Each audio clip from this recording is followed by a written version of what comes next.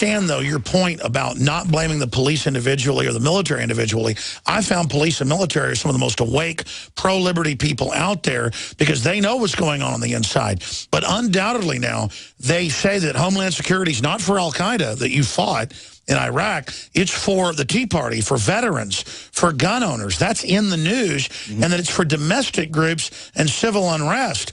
That's unconstitutional under Posse Comitatus. Well, I think one of the reasons that I have concerns about Homeland Security, as I said, it comes down to trust. And one of the things that doesn't instill trust in me is the chief of staff of Homeland Security was actually turned state witness and testified against his father-in-law, who was a state senator in Pennsylvania. And he was charged and went to prison for 137 counts of corruption. And I think, what's his name?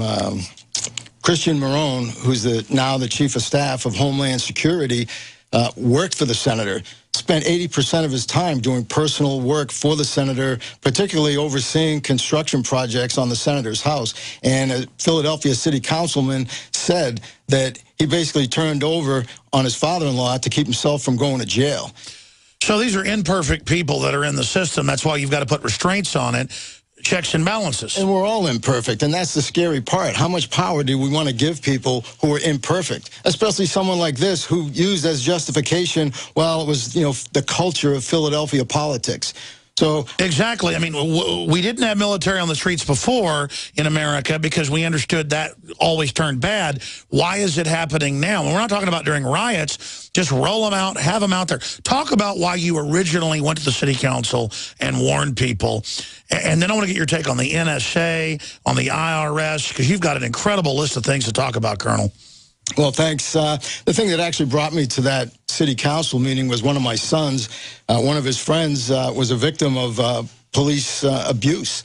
And in some of these police departments all over the country, but even in New Hampshire, in some of these small towns, you get some bad apples. And the problem is that those bad apples, like in any industry, any organization, any bureaucracy, whether it's the IRS, the NSA, and so on, you've got these people who abuse their power. And so when people are victimized by people in power, it's a lot different than when somebody robbing you to take your wallet. These people have power and the authority of government behind them. And so I think institutions need to take a little bit of pride and step up themselves and police their own. And I'm shocked that nobody at the IRS has come forward. Somebody sat next to Lois Lerner. Somebody in some of these agencies was in the next cubicle and knew what was going on and still knows what's going on. And yet you don't see people coming forward and talking about it. So when you work for a government agency and people start broad brushing that agency and talking about it, they're talking about you. Same thing with our country.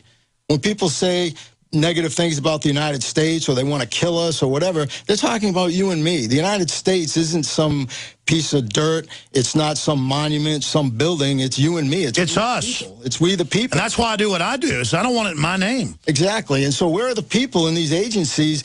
Where's the embarrassment? Where's the shame? Where's the sense of conscience to go out there and speak up and say something? And a lot of people are afraid of retaliation or losing their job. Well, go get another job. Look for one beforehand. Look for other. Well, I found historically, but also personally, we're going to lose everything if we don't start standing up for what's right. This attitude of just go along, don't make waves, is going to cause a literal tsunami of tyranny to bring it all down. And it all boils down to integrity. And that's one of the things that scares me, too, is the director of Homeland Security said that he was impressed with his new chief of staff's integrity. And so when we talk about integrity, I don't know what their definition is, but I thought it was interesting. We talk about the integrity of the Department of Homeland Security. Here we are being told that the NSA needs to turn the whole planet into the Truman Show, and we're all Truman. And yet at the same time, we've got people walking across the border, without any ID, just being shipped all over the country. Borders wide open, but Homeland Security is for veterans, Tea Party, gun owners, libertarians. Just like you said a year ago, why are the armored vehicles for the Peaceful Free State Project? Exactly. It's a fraud. It's domestically being pointed at us, so we need to have a national debate about it and explain, hey, you better point that somewhere else. And what it comes down to is the integrity of an organization by looking at its mission statement. And this is the part that I think is wrong with this country is we've got all these lofty mission statements in all of our institutions, and yet if you look at the mission statement and try to follow that mission statement, you end up in trouble with your supervisors. You know, right from the Department of Homeland Security's website, there are 5 core missions: prevent terrorism and enhancing security, secure and manage our borders, enforce and administer our immigration laws, safeguard and secure cyberspace, ensure resilience to disasters. Now, they're acting contrary to at least 3 of those core mission statements. And so, you know, I'd like to challenge all those, you know, border folks down there. I know there's some good people down there who are trying to speak up, but, you know, people need to band together and stand up and start doing what's right. Point to your mission statement. If you're being told to do something that's contrary to that, you need to go up the chain of command until you find somebody who's willing to do something about it. I saw an article just a few days ago in Reuters about them giving an award nationally to all the people in Operation Valkyrie that tried to kill Hitler. And they teach in the German military now, if somebody tells you to do something illegal or to violate people's rights, it's not a right, it's a duty to resist it. Well, that was taught in the past in our military manuals. I've seen the ones up until the 70s. I don't see that being taught now. Exactly. I was in the Budapest airport one time, and I saw a display for cigarettes for sale, and they had multiple warning signs, you know, labels in multiple languages, and one of them, the one in English, said, "This product will kill you." I love that. Straight to the point, honest. Wouldn't it be nice if our politicians and our government agencies came with those same warning labels instead of the lofty ones that we come up with that are hypocritical? Well, you get called an extremist for saying out-of-control government will kill you. George Washington basically said that, and they call that terrorism now. Yeah, they're terrorists, but the bottom line is to them, they are not. Now, why is that important to understand? Because they are as committed to their cause and to their way of life as you are yours. And they see you as being wrong. Who was the first terrorist organization in the United States? Who? Founding Fathers. Founding Fathers. You mean Thomas Jefferson? Oh, yeah. You mean George Washington? Oh, yeah. Paul Revere? Yeah. These guys right here, let me ask you something. Did they try to scare people? Oh, yeah. They tried to intimidate the British. Did they use acts of violence? Your founding fathers, my founding fathers, were involved in acts of terrorism against British officials because they systematically had British officials assassinated. I mean, that is scary when the government is saying, criticizing us and promoting what the country's founded on is extremist and connected to terrorism. Yeah. Well, here's another great mission statement, and this is right out of the VA's website. VA's 5 core values underscore the obligations inherent in VA's mission: integrity, commitment, advocacy, respect, and excellence. The core values define who we are, our culture, and how we care for veterans. Taking the first letter of each word, integrity, commitment, advocacy, respect, and excellence, creates a powerful acronym: I care. Come on. Why aren't people in prison right now? If anybody gave a damn that we've got over 1,000 veterans died because of being ignored. Secret death list. Yeah, and so meanwhile, though, the president seems to know more about the health care of a prisoner of war on the other side of the country or on the other side of the world who's been accused of being a deserter, and he couldn't notify Congress and give them the 30-day notice that by law, the law that he signed, he was obligated to do, released 5 known terrorists from Guantanamo Bay, which arguably could be treason because it's aiding and abetting the enemy, to get this one soldier back. And he couldn't tell anybody about it in Congress because his health was in such dire need. Now he's back on regular duty. You know, he probably had better health care while he was a prisoner of war. He's still alive 5 years later. We've got veterans who can't say the same thing. Well, Joe Biggs right here in this office coughs up blood every night. He was blown up multiple times in armored vehicles. And he literally... They keep sending him to other meetings. And then the illegals come across, God bless them, they get free health care, but our veterans have had it turned off. Why do you think the system's doing that?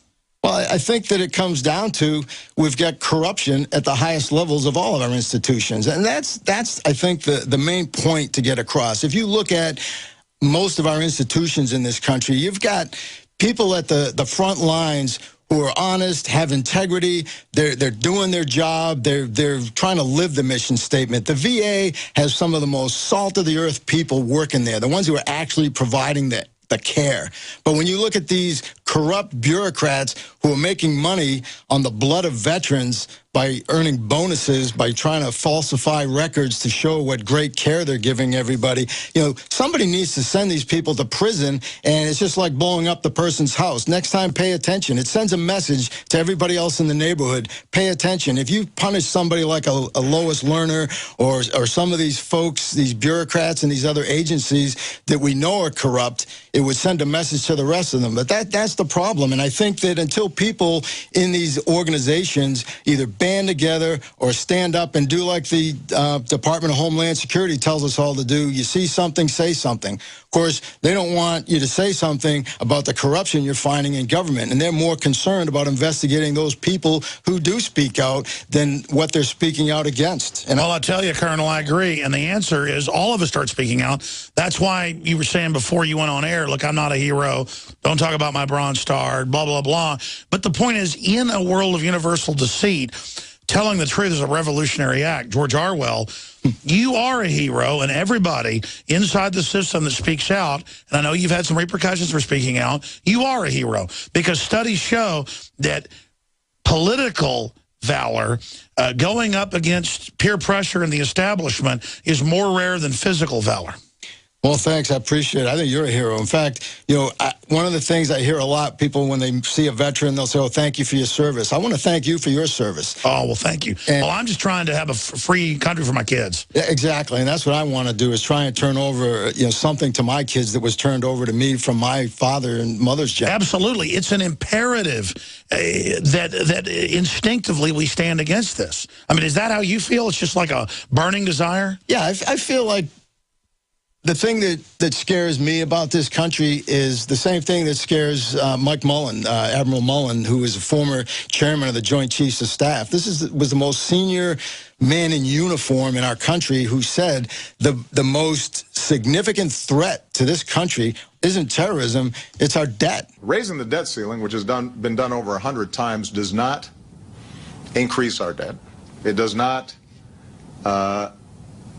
somehow promote profligacy. All it does is it says, you got to pay the bills that you've already racked up, Congress.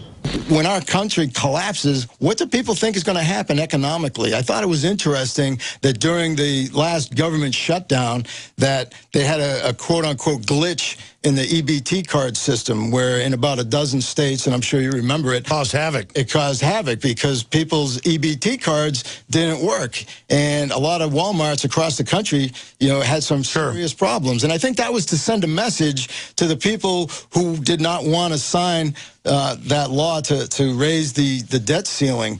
And it was, do you really want this to happen on your watch? Because this is what happens when people's EBT cards don't work for a few hours. What do you think is going to happen when Social Security recipients, people on disability, veterans, people, everybody who works for a government agency suddenly doesn't get their check? What's the people? We're going to need those Bearcats. And that's really, you know, I don't have a problem with having Bearcats, because if they're going to collapse the government and you're going to see riots in the streets if our economy collapses, then sure, people are going to be wishing they had more Bearcats. But well, that's where I was going, and I want to hear who's controlling those Bearcats. Who are the people at the top that are going to be giving those orders? And we know it's going to be at the Tea Party, who knew about the problems and tried to stop it.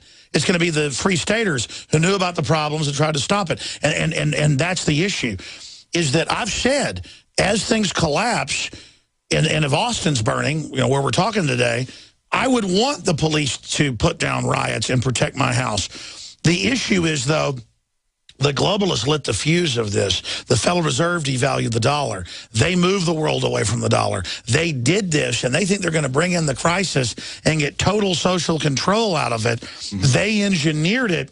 Mm-hmm. So when it all collapses, which probably is inevitable now, probably too late to reverse it. Ron Paul said that on my show, and I agree with him. We tried years ago. All right, so what you're listening to right now is Alex Jones's live interview here in the studio. Of course, it went live today. I see something. Marine Colonel warns of a takeover. We have that article and the full interview went up today on Infowars.com. We're going to be right back with more of this interview. You don't want to miss it. This is a man of integrity talking about the corruption, talking about how you need to look at the corruption. You need to do something about it. Stay with us. We'll be right back.